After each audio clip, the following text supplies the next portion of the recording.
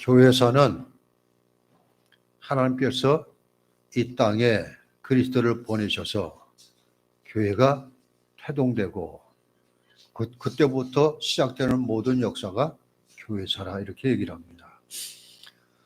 어떤 사람은 이런 말을 해요. 우리가 역사를 영어로 보면 히스토리라고 그러는데 그것을 둘로 나눠가지고 역사는 그의 스토리 이야기다. 즉 주님의 이야기다 이 소리입니다. 우리는 이 세상에 살아갈 때 안목을 하나님께서 지금도 함께 하시고 다스려 가시고 역사하고 계십니다. 이걸 늘 잊지 않으시기 바랍니다. 제가 교재를 너무 간단하게 해놓았어요.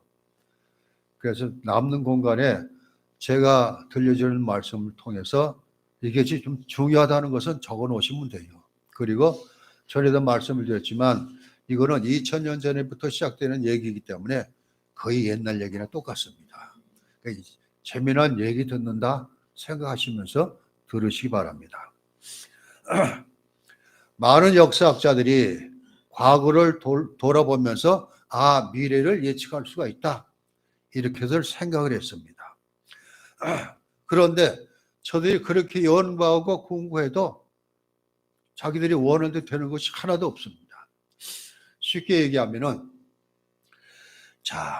아담 미래로 죄가 들어와서 죄가 우리 인류 전체를 오염시켰습니다. 부패하게 만들었습니다. 이걸 건절할 길이 도대체 없는 거예요. 그래서 많은 학자들이 어떻게 하면 죄를 줄일 수 있을까? 인간이 하나님 만드신 존재처럼 살 수 있을까? 많이 연구를 해봐가지고 그들이 여러 가지 방법을 했습니다. 좋은 현자들을 보내서 그래서 저들을 통해서 학문을 통해 가지고 여러 가지 사상들을 접하고 그래서 달라질 줄 알았는데 이것도 아니고 하나님께서 그렇게 하셨어요. 왕을 보내시고 제사장을 보내시고 선자를 보내셨음에도 불구하고 이스라엘 백성은 하나님께서 너희는 내 나라 제사장의 나라로 삼을 것이다 이랬음에도 불구하고 하나도 못했습니다. 그러자 19세기 말부터 20세기 초까지 인류가 얼마나 문명이 발달하는지 상상도 못한 일들이 많이 벌어집니다. 이런 걸 상상도 못했잖아요. 전기불 아래서 우리가 환하게 살 수 있을까? 꿈도 못 꿨던 이러한 일들이 벌어지고 거기다가 쇠덩이 엄청나게 무거운 쇠덩이가 바다를 동동 떠다녀요. 상상할 수 없었던 얘기고 그 쇠덩이가 하늘나라 돌아다닙니다. 인간으로서 상상할 수 없는 일이 벌어지자 그 19세기 말부터 20세기 초에서는 전부 사람들이 생각하고 사상가들이 생각한 것이 여기가 유토피아다. 하나님 나라가 지금 바로 이때다. 이렇게 생각을 했습니다. 그리고 저들이 인간의 죄는 어려서부터 이제 교육을 시켜가지고 그래서 초등교육, 중등교육, 그리고 고등교육 이렇게 교육을 시키면은 나아질 것이다. 이렇게 여겼습니다. 그런데 조금 지나서 이 모든 것이 다 허물어지고 맙니다. 무엇 때문에요? 1차, 2차 세계대전이 벌어지자 그 두 번의 전쟁을 통해서 얼마나 많은 사람이 죽어나가는지 그걸 보면서 인류가 문명이 발달로 여러 가지를 만들어냈는데 그 만들어낸 가운데 무기가 얼마나 가혹스럽고 견딜 수 없는지 그렇게 깨달았습니다. 그러니까 인간이 만든 게 정말 얼마나 사람을 죽이는데 그렇게 사용되고 전 세계 전쟁이 벌어지자 많은 사람이 죽어나가고 이런 걸 보면서 그때부터 아니다. 우리가 사는 세상은 절대 유토피아가 될 수 없다. 이렇게 얘기를 했습니다. 거기다가 사람에게 적당한 교육 그래서 초등학교, 중고등학교, 대학교를 다니고 여러 가지 학문을 접하면은 사람이 달라질 것이다. 그러면 죄가 지워질 것이다. 이렇게 여겼어요. 근데 하나도 안 이루어집니다.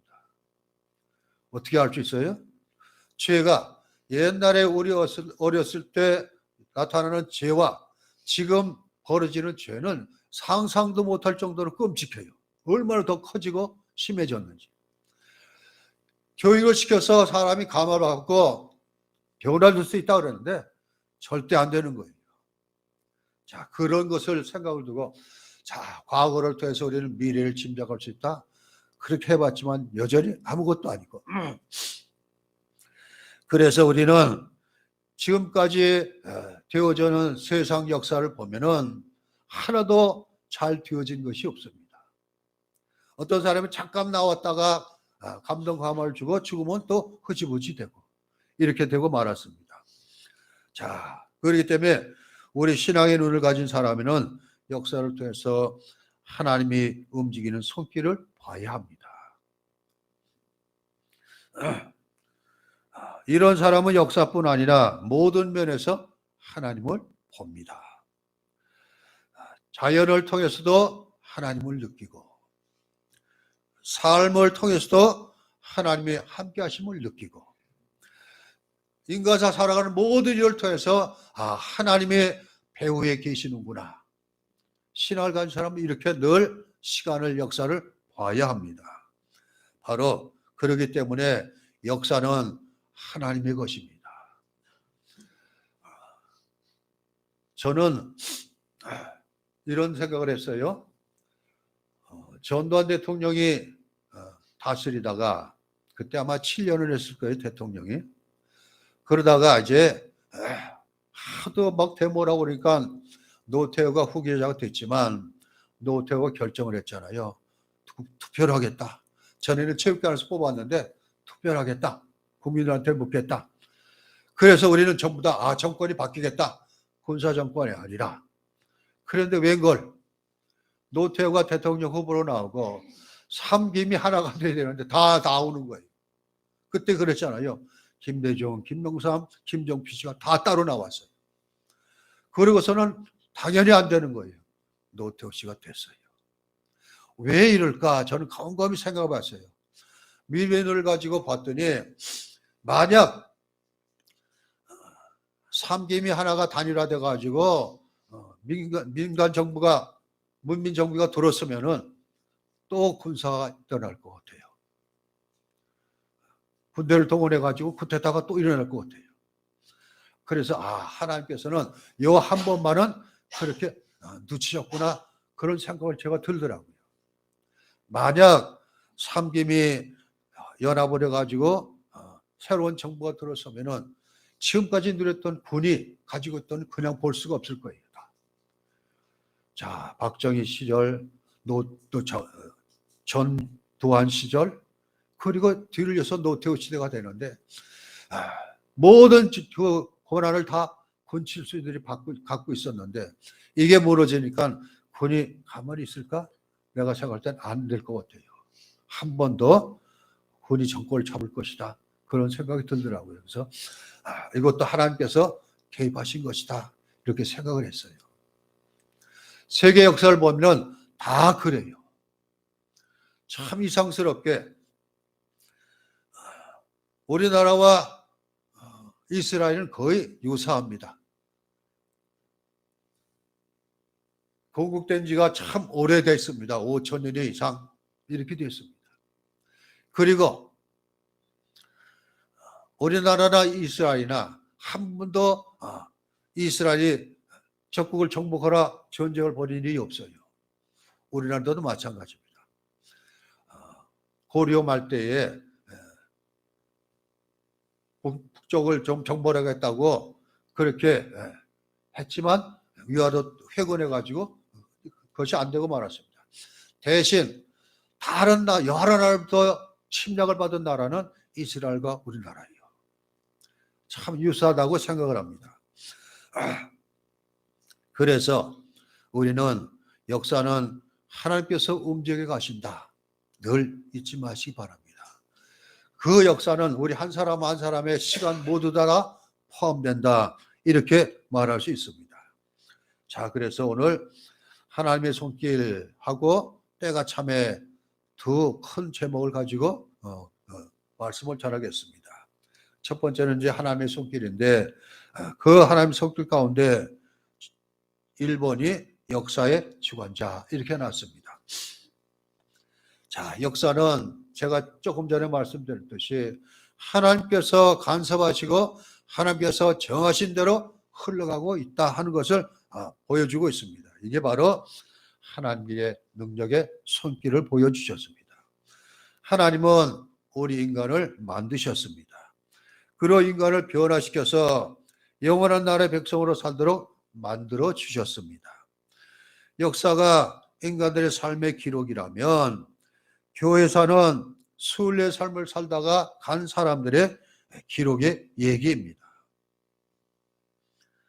세상의 세속적인 눈으로 보는 사람들은 이 모든 것이 그냥 역사 가운데 하나다 이렇게 보지만 우리는 세상의 역사하고 교회사는 완전히 다르다 하는 것을 볼 수가 있습니다.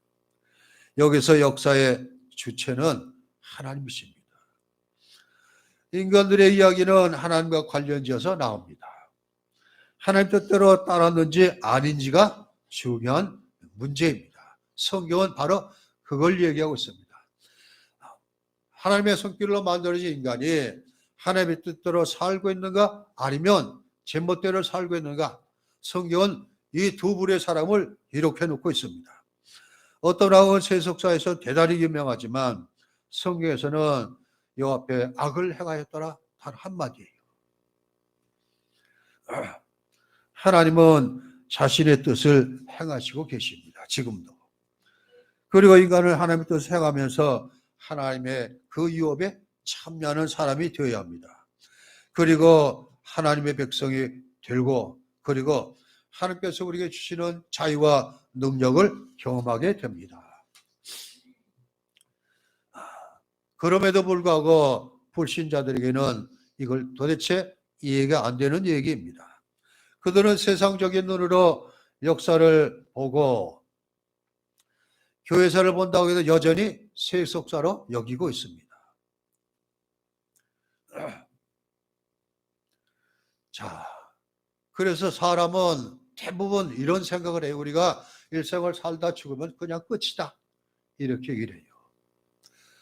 죽으면 끝이지. 그렇지만 성경은 안 그렇습니다. 하나님께서 우리 인간을 만드실 때 우리 속에 영혼을 만들어 주셨는데 이거는 불멸의 상징입니다. 절대 사라지지 않습니다. 자, 그렇다면 하나님께서 보시는 것은 사람 한 사람마다 이 땅에 살다가 어떻게 살다가 어떻게 죽었는가를 다 보시고 계십니다. 세상 사람들은 자기 생각대로 자기 뜻대로 살아가고 자기 욕심껏 누리고 살아가고, 그렇지만 이 모든 것들은 죽음이라는 곳에서 다 그쳐지고 맙니다. 구약 성경에 보면은 많은 세상의 나라들이 많이 나옵니다. 그런데 그 나라들은 애굽이나 바벨론이나 바사나 전부 다 이것은 하나님께서 저들을 사용하시는 도구로만 쓰고 있습니다. 그리고 쓰시는 것이 끝나면 다 버려버리고 맙니다. 이 강대했던 제국들은 영원할 것 같았는데 다 멸망하고 맙니다. 다 사라지고 맙니다. 성경에 나오는 많은 제국들 가운데 그나마 지금까지 살아남아 있는 것은 애국일 것입니다.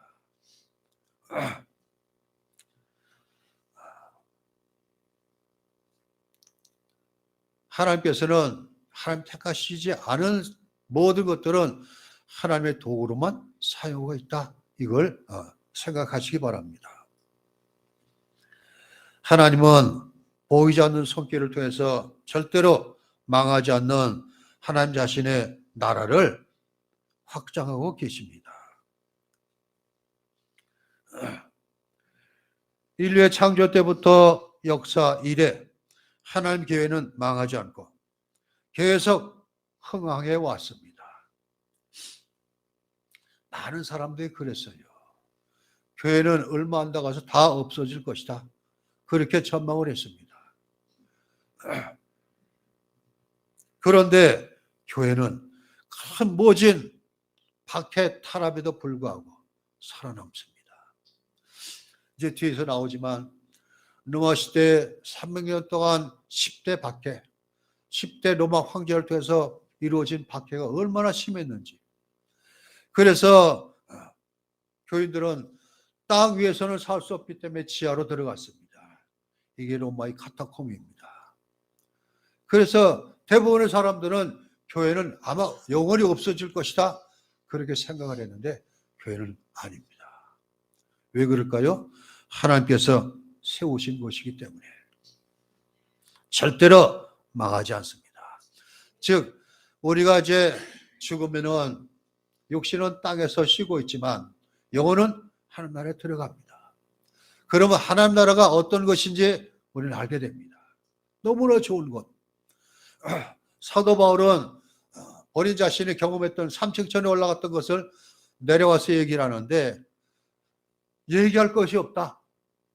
즉 뭔가 얘기를 하려면 사람들에게 이 세상 것을 비교하면서 얘기되는데 바울은 이 세상 것하고는 차원이 다른 한 나라를 본 것입니다. 세상 것하고는 다르니까 얘기를 못하겠다 얘기를 합니다. 그런데 오늘날에는 천국 갔다 왔다 하는 사람들이 종종 있습니다. 전부 다 잘못된 것입니다. 하나님 나라가 그렇게 좋은 나라입니다. 요한계시록 21장, 22장을 보면은 하나님 나라, 천국이 어떤 것인지를 잘 요한이 쓰고 있습니다. 그런데 그 하나님 나라가 이 땅에서 보여주는 것, 하나님 나라가 어떤 것이라는 것을 보여주는 것이 바로 교회입니다. 적지만 하나님 나라를 보여주는 것이 교회입니다. 그렇기 때문에 교회는 절대 망하지 않습니다. 하나님께서 굳게 붙잡고 계십니다. 자, 그런 다음에 하나님께서는 이 세상을 다스려 가시는 일인데 이 세상은 자연과 초자연이 있다. 이렇게 얘기를 합니다. 믿지 않는 사람들은, 세상적인 사람들은 자연만 있지 초자연은 인정을 하지 않습니다. 그렇지만 자연이 있는가 하면은 자연을 뛰어넘는 초자연이 있다는 것을 성경은 말하고 있습니다. 다시 말해서 오늘날 우리가 생각할 때 초자연은 하나님께서 간섭하시고 교회를 통해서 일하시는 이것, 그래서 하나님께서 그것을 일하실 때에 하나님의 아들을 보내신 것이고 지금도 천사를 통원하고 계시고, 반면에 부정적인 초자연적인 것이 있는데 이것은 바로 사탄을 통해서 이루어지는 악한 것들이 세상을 지배하고 있는 것 말합니다. 세상 사람은 이걸 다 거부합니다. 그렇지만 성경은 확실히 말하고 있습니다. 하나님의 나라가 있는가 하면 사단의 나라도 있다 얘기를 하고 있습니다. 자, 그렇기 때문에 우리는 여러분들이 생각할 때 내가 믿고 구원받은 것이 어떻게 생각이 돼야 돼요? 기적이라고 생각이 돼요. 기적이라. 상상할 수 없는 일이 벌어진 것이에요.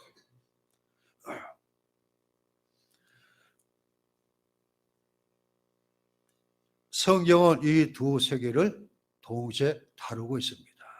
영적인 세계가 있는 것. 그런데 영적인 세계는 하나님이 다스리는 세계와 사단이 다스리는 세계가 있다는 것. 우리는 예를 들어 이러한 사건들이 성경에 기록된 것을 보게 됩니다. 자, 변화산 산상에서 그리스도께서 말씀을 듣는 변화되는 모습을 보게 됩니다. 자, 죽은 지 1000년이 넘은 모세와 엘리야가 나타납니다. 제자들이 그것을 보았습니다. 자, 이것입니다. 자연과 초자연이 같이 있는 것. 그리고 예수님께서 세례를 받으실 때에 하늘에서 음성이 납니다. 이는 내 사랑하는 자, 내 기뻐하는 자라. 그리고 성령이 비둘기같이 내려옵니다. 처자연적이 이루어지고 있습니다. 지금도 하나님께서는 이 두 가지를 다 사용하셔서 일하시고 계십니다. 그렇기 때문에 초자연 사건이 일어나서 그래서 하나님 아들이 이 땅에 오시기도 됐고, 그래서 우리가 믿고 구원받는 기적도 체험하게 되고 이렇게 되고 있습니다. 자, 이 모든 것은 다 절대적인 존재인 하나님께서 하시는 것이다, 이것입니다. 영적인 세계도 하나님께서, 자, 다니엘서 1장을 보면은 하나님의 어전 앞에서 회의가 벌어집니다. 많은 천사들, 그런데 그 중 하나가 사단이 하나님 앞에 왔습니다. 그러자 하나님께서 너 어떻게 다 왔느냐 그랬더니 여기저기 돌아다니다가 왔습니다, 이렇게 답합니다. 그때 하나님께서는 내 종 다니엘을 유해 받느냐, 그런 사람이 없다. 이러니까 사단이 뭐라 그래요? 아이고, 당연하죠. 자, 자녀가 10명인데 뛰어났죠, 다. 재산이 얼마나 많은지요.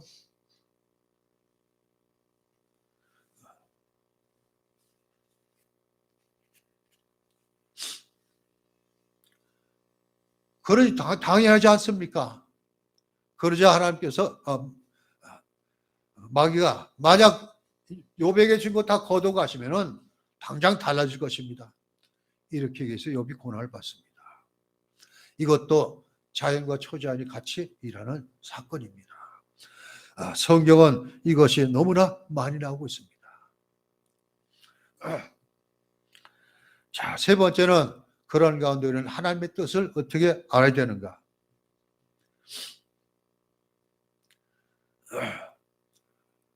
역사에 성경에서 나온 많은 위대한 믿음의 사람들, 이런 사람들이 세상적 기준을 볼 때는 성과 같지는 않습니다.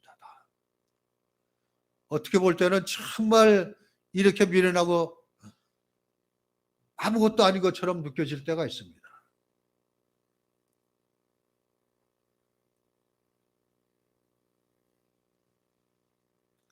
사도 바울만 봐도 그랬습니다.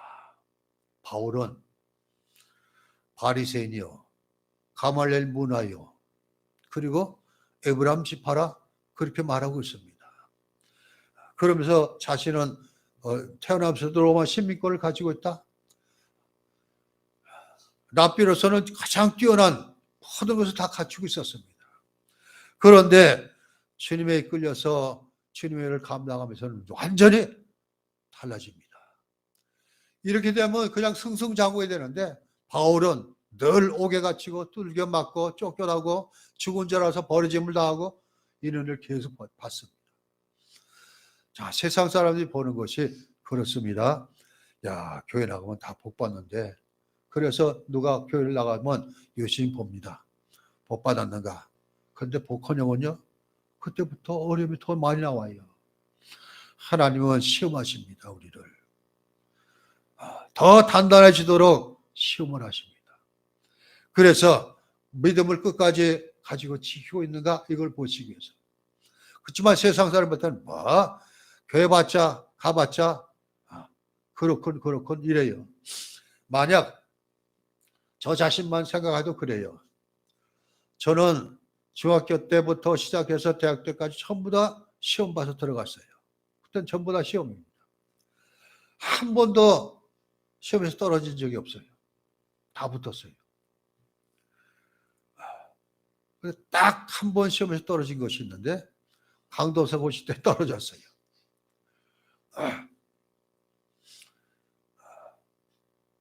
저는 참 이상스럽게 교재나 이걸 보면은 키포인트들이 눈에 보여요. 그래서 그걸 잘 구분해냅니다. 그래서 시험 때가 되면은 내가 그렇게 적어놓은 것들이 전부 다 식당 휴게실 가보면 복사돼가지고 다 돌아다니고 있어요. 그러니까 내가 떨어져야 되니까 다 상상이 안 된대요. 왜 그랬을까 그랬더니 하나님께서 교만하지 말라고 떨어뜨린 거죠. 그렇게 밀었습니다. 자, 신앙을 가지면 예수님의 제자로 따라가면은 잘 되는 길이 아니라 어떤 길이에요? 고난이 함께 오는 길입니다. 자, 세상적인 사람으로 늘어볼 때는 정말 그렇게 살고 있지만, 그러나 하나님께서 볼 때는 이것이 승리의 삶이다 말하고 있습니다.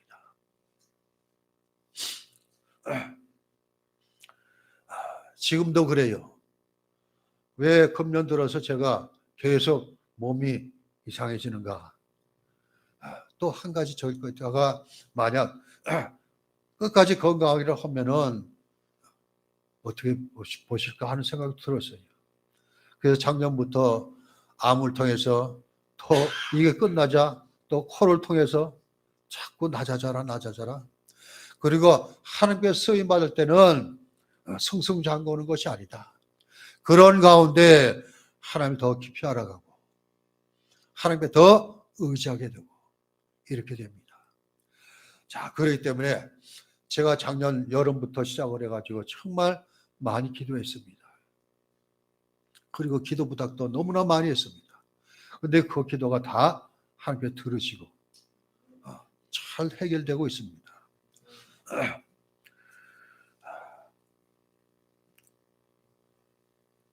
그렇기 때문에 우리는 교회사를 볼 때는 하나님께서 원하시는 그 뜻을 내가 함께하고 있느냐, 이걸 볼 수 있어야 됩니다. 늘 이 역사 가운데 하나님의 뜻이 펼쳐지고 있습니다.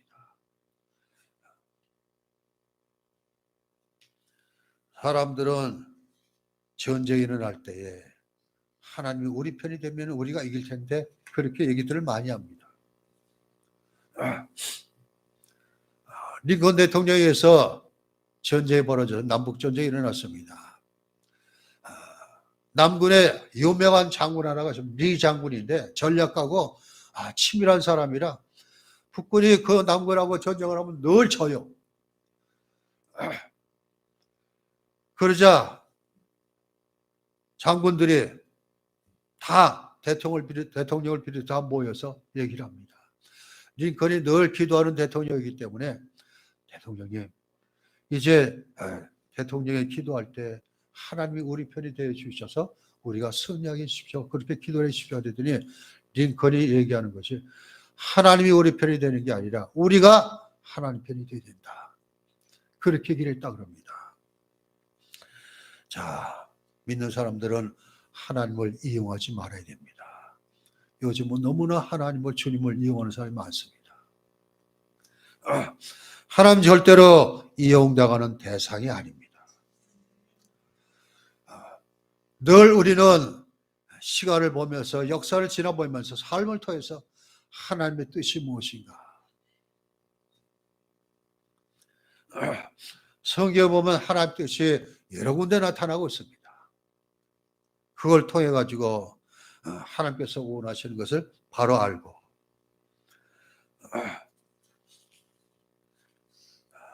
하나님께서 지금도 원하시는 것은 자기 백성이 늘어나는 것, 이것 하나뿐이 없습니다. 하나님 나라에 영원토록 함께 살 수 있는 사람들. 그래서 주님께서는 한 사람을 구원해내면 천국에서 잔치가 벌어진다. 천하고도 안 바꾸겠다 말씀하고 있습니다. 한 영혼 구원하는 게 너무나 귀합니다. 하나님 그것을 원하고 있습니다. 하나님의 나라에 구원받은 사람을 채우라, 이것.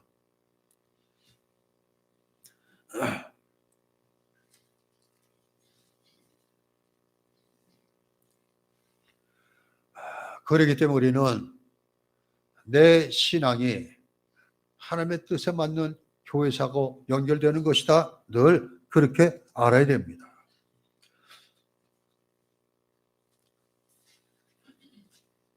역사를 보면은, 믿음을 가지고 보면 하나님은 아무것도 안 하시는 것 같지만 조용히 하나님의 일들을 해 가시고 있습니다. 구원 사역입니다. 하나님께서 아들을 이 땅에 보내신 것은 죄인을 구원하시기 위한 거예요. 그건 불변합니다. 지금도 하나님께서 원하시는 것은 바로 그것입니다. 자, 여러분을 통해서 한 영혼이 구원받을 수 있는 것, 이거 너무나 중요합니다. 우리가 나중에 천국 들어가 주님 앞에 섰을 때에 뭔가 잘할 것이 있어야 되는데 잘할 것 다른 거 없어요. 나 이런 일 하다가 저런 일 하다가 뭐 충성하다 왔습니다. 그게 주님이 원하시는 건 아니에요. 영혼을 몇 사람이나 구원했느냐, 이걸 보시는 것을 알고. 자, 전에도 말씀을 했지만 하나님의 구속자라는 제목으로 설교를 할 때 말씀드렸지만 죄가 인간 속에 들어와서 하나님 앞에 나갈 수가 없습니다. 죄 문제가 해결이 안 됩니다. 자, 그래서 하나님께서는 한 사람을 택합니다. 아브라함을 택하시고. 그래서 그를 통해서 거룩한 제사장의 나라를 세우기를 원했지만 그것도 실패로 끝나고. 그래서 이제 그의 후손 사람 가운데 하나가 태어나게 됩니다. 예수 그리스도가 태어납니다. 자, 하나님의 뜻은 예수 그리스도를 통한 영혼 구원하는 일이 지금도 계속 이어지고 있다 하는 것을 잊지 마시기 바랍니다. 자, 그래서 이제 두 번째 때가 참회입니다. 하나님의 계획은 정교하십니다. 역사에서는 시간이 가장 중요한데 하나님의 시간은 한 채 어긋남 없이 정확합니다. 교회 역사가 시작되려면 주님께서 오셔야만 했습니다. 그런데 오늘 사도 바울은 갈라디아에서 때가 참에 이랬습니다. 즉 예수님께서 오셔야 할 때가 가득했을 때 예수님이 오셨다 이것입니다.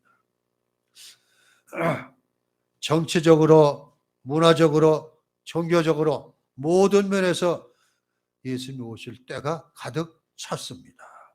자, 그래서 첫째로는 로마의 정치입니다. 예수님께서 육신으로 탄생할 때 로마는 건국한 지 750년이 되었습니다. 서부 이탈리아의 작은 도시, 조그만 나라로 성장하고 계속적인 전쟁과 조약을 통해서 영토를 넓혀갑니다. 주전 250년, 즉 건국한 지 500년이 지나서 로마는 이탈리아 반도의 주인이 됩니다. 그 100년 정도의 시간 동안 로마는 시칠리아와 코르시카, 사르디냐를 정복하고 로마 제국을 만들어냅니다. 주전 27년에 로마는 줄리어스 시자의 조카인 가이우스 옥타비누스 손 아래 들어가면서 가장 강력한 힘을 발휘하게 됩니다. 그는 주 13년까지 로마 제국의 황제로 정치를 다 통치했습니다. 이 사람이 바로 성경에서 말하는 가이사 아우구스토입니다. 이 사람은 유대인의 아이가 나오면 거기에 가서 호적을 하라 명을 한 것이 바로 이 가이사 아우구스토. 자, 당시 로마 제국은 페르시아로부터 영국까지 남북으로는 지중해를 끼고 사하라 산맥부터 북부 독일까지 이뤘습니다. 이 영토는 4세기 이상 유지되었습니다. 로마보다 긴 역사를 전통을 가진 수백 종족들이 같이 제국의 내에 살고 있었습니다. 로마 사람들은 대단히 실제적에서 이 많은 인종들을 잘 용합하고 조화시켜 나가기를 원했습니다. 그래서 합리적인 통치와 강력한 군사력으로 제국의 평화를 유지했습니다. 다른 말해서 예수님께서 때가 차서 오실 때가 로마 제국 시대, 그때는 정말 첫째가 평화로운 시대였었다. 전쟁이 없는 시대. 전쟁과 무실소 속에서 복음이 제대로 전해지기는 힘듭니다. 로마가 강력한 힘으로 전 세계를 침범하고 있을 때, 그리고 그 가운데 모든 종족을 포함해서 모든 종교도 같이 이렇게 로마가 통치하고 있기 때문에 예수님께 오실 때가 가장 적합했다 이렇게 말해주고 있습니다.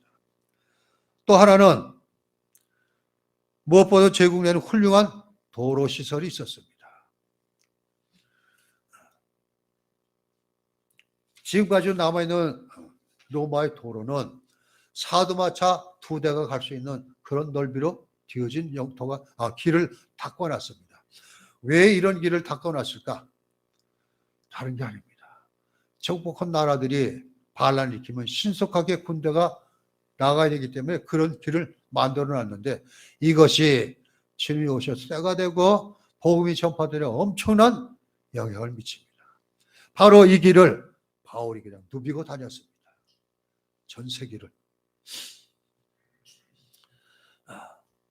평화로운 시대, 그리고 길이 잘 닦여져서 누구도 제한받지 않고 다 돌아다닐 수 있도록 그래 만든 시대였기 때문에 그 때가 만들어지자 주님이 오셨다. 때가 차서.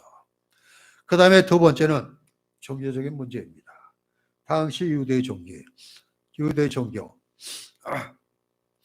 기독교의 뿌리는 이스라엘 역사 종교에 깊이 뿌리 내리고 있습니다. 즉 유대교에서 나온 거나 마찬가지예요. 구원은 유대인에게서 남이니라. 예수님께서 요한복음 4장 22절에 말씀하고 있습니다. 구세주가 율법과 선지자를 온전케 하라고 오셨다고 했습니다. 뿐만 아니라 그리스도에게 속한 이들은 아브라함의 후손이요 약속의 후사라고 그렇게 선포하셨습니다.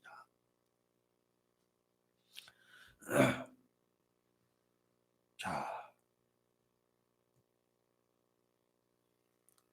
유대 종교는 그렇게 뿌리 깊게 계속해서 이어져 내려오고 있었습니다. 그런데 예수님 당시에는 그 종교가 어떻게 됐을까? 유대교를 믿는 사람들이 많았지만 많은 파들이 벌어져가지고 그래서 종교가 종교답지 못한 것으로 변질되고 맙니다. 그 가운데 대표적인 사두개인들은 정권하고 결탁을 해가지고 그래서 이들은 뭐 이권이 개입되는 곳은 다 사두개인들이 잡고 있습니다. 그 제사장들은 전부 사두개인 출신들을 쓰고 있었습니다. 거기다가 그렇게 귀족 같은 그런 종교 활동을 하는 사람들이 싫으니까 일반 백성들이 싫어하니까 반동으로 바리새파가 나옵니다. 그래서 이들은 철저하게 율법을 지키는 일에 이게 진짜 믿는 것이다 이렇게 얘기를 했습니다. 그런데 성경에서 보면은 우리 주님께서는 바리새인들을 엄청나게 책망을 합니다.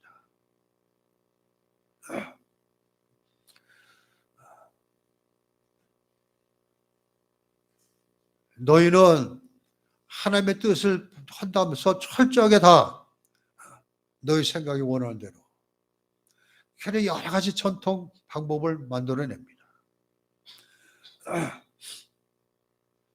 이것이 이 바리새파가 했던 이것이 그대로 이어진 것이 로마 교회로 이어지게 됩니다. 로마 교회도 거의 다 전통과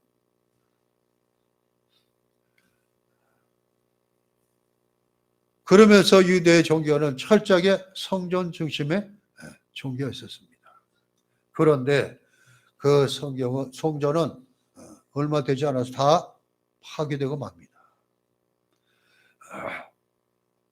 그리고 유대인들은 흩어지기 시작을 했고 그래서 유대인이 사는 곳에는 회당이 만들어졌고 그래서 그때부터는 회당이 유대교의 뿌리가 되고 맙니다.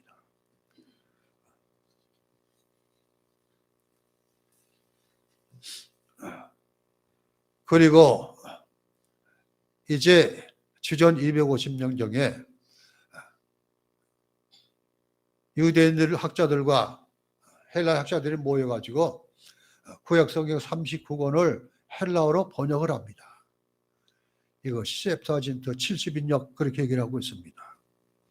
자, 바로 그럴 때, 즉 유대교 종교는 있었지만 그러나 형식이 됐고 전통적이 된 그 때에 주님께서 오셔야 했다 이것입니다. 세 번째는 때가 참여한 것은 헬라의 문화입니다. 비록 로마가 제국을 다스리고 있지만 문화나 모든 것의 학문의 영향은 다 헬라 문화에 있었습니다.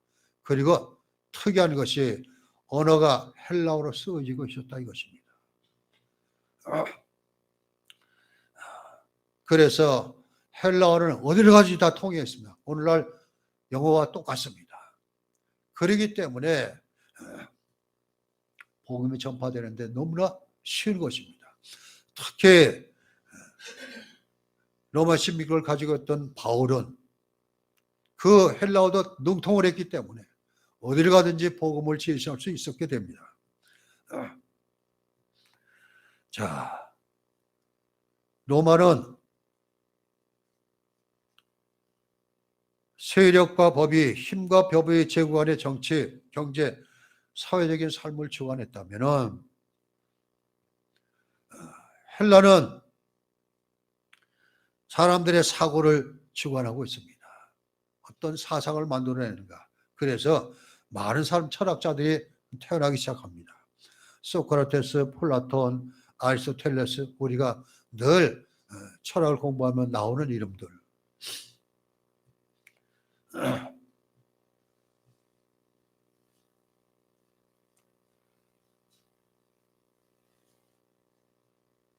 이 사람들이 나와서 이런 것이다, 이런 사상이다 이렇게 밝혀냈지만 시간이 지나면 다 뜨뜻미진하게 다 식어지고 말고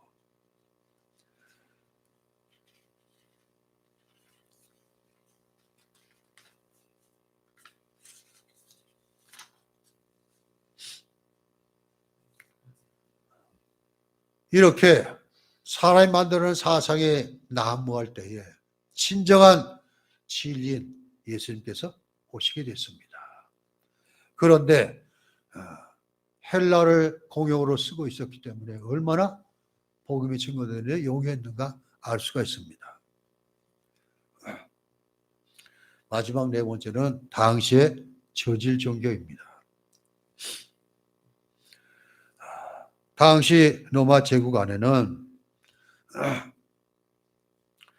자연 종교, 신비 종교, 그리고 국가 종교 이 세 가지가 있었습니다. 그런데 이 종교들은 우리 인간의 근본적인 문제를 해결하지 못합니다. 인간의 근본적인 문제가 뭡니까? 죄 문제가 해결되는 것인데 이것은 해결할 수가 없는 것입니다. 자, 그래서 사람들은 새로 나타난 기독교의 순결함과 도덕성에 압도당하게 되게 마련입니다. 비폭력적이고 조용한 기독교는 무엇보다는 강한 능력이 있었습니다.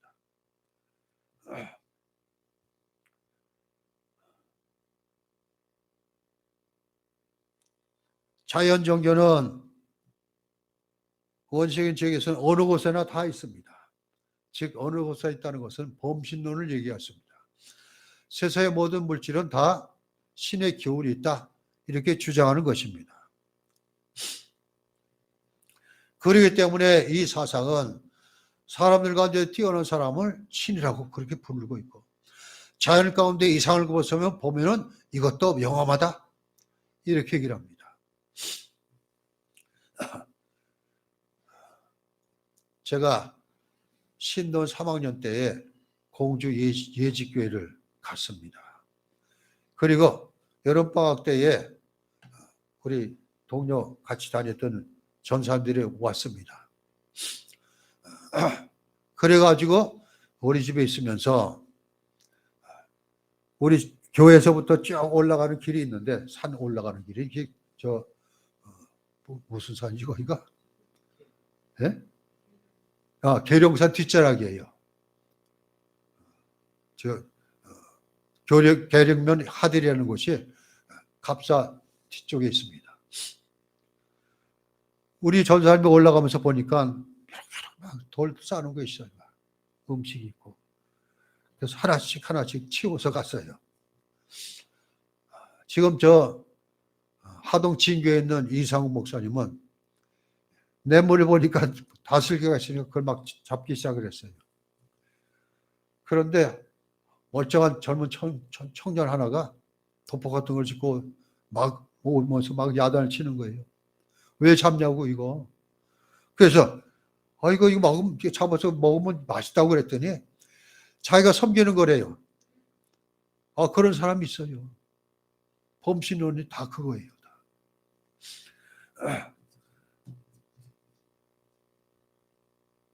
대구 803의 가빠이도 뭐 그렇다 그러잖아요. 뭔가 영험이 있다.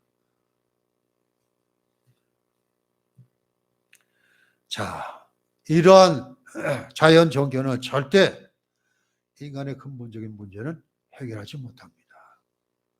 그냥 잠깐 동안 위안을 받는 것뿐이지.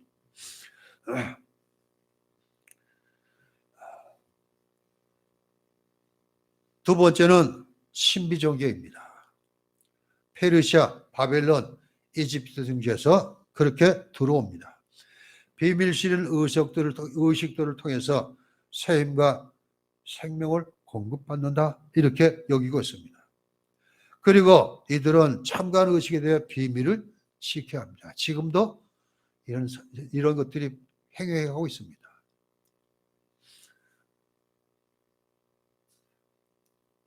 그래서 이들은 사람을 제물로 제단에 놓고서 피를 뽑기도 하고 뭐 이런 일들을 행하고 있습니다.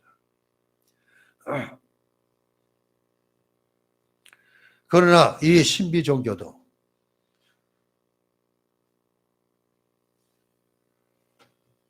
우리 사람의 근본적인 문제 해결하지 못합니다. 그 다음에 하나가 황제 숭배가 있었습니다. 말 그대로 황제를 숭배하는 것인데 처음에는 죽은 황제를 숭배하는 것으로 시작을 하고 희생제물을 드렸습니다. 그러다가 처참 시간이 지나면서 살아있는 황제도 신이다.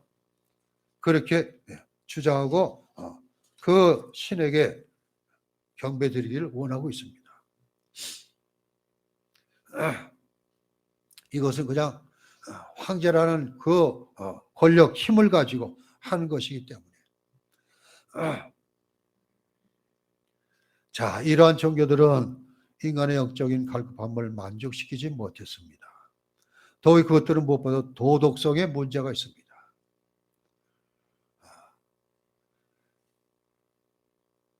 가만히 보면은 지금 세상 사람들이 정통 기독교하고 이단들이 거의 비슷한 것으로 여기고 있는데 틀리잖아요.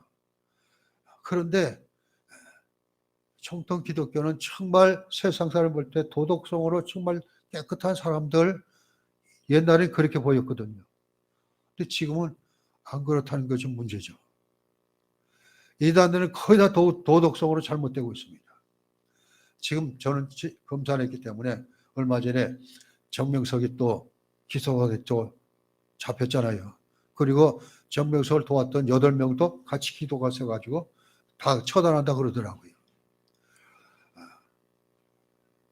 이걸 볼 때 전부 도덕성으로 잘못된 것인데 근데 기독교가 거의 유사하게 보고 있어요.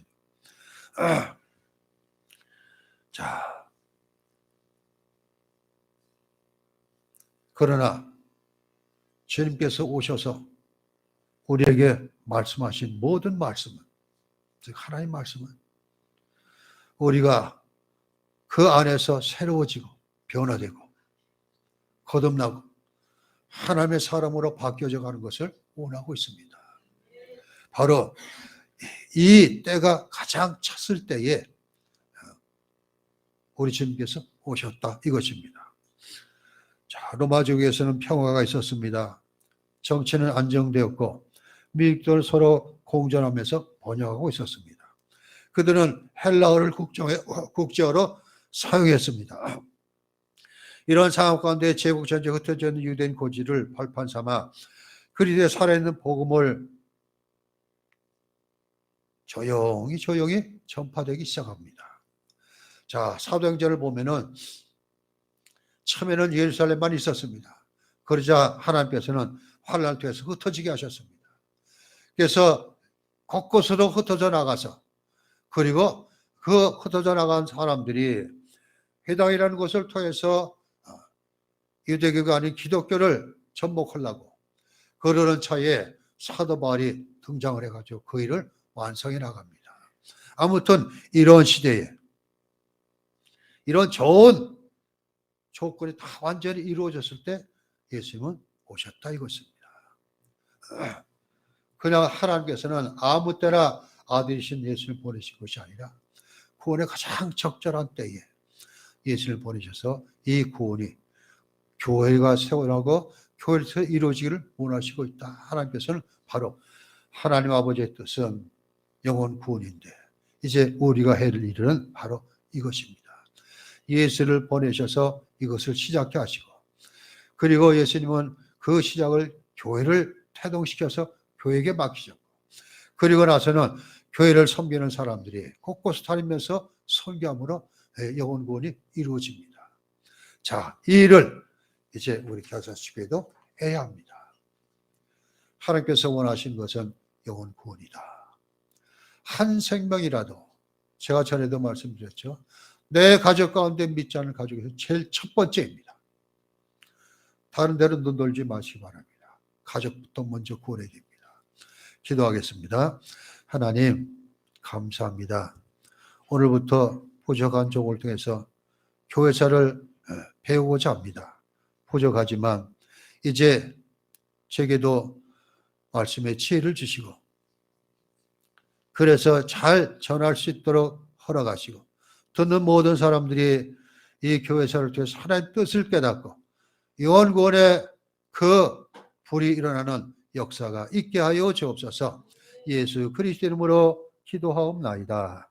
아멘.